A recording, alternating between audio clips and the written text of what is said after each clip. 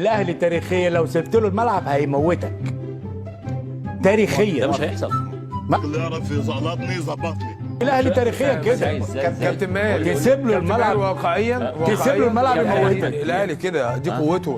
الاهلي تسيب له الملعب كابتن يموتك، يعقوب دي قوته. يدوس عليك ما بيرحموش. تعالى تاني في الدور التحتاني. حلو.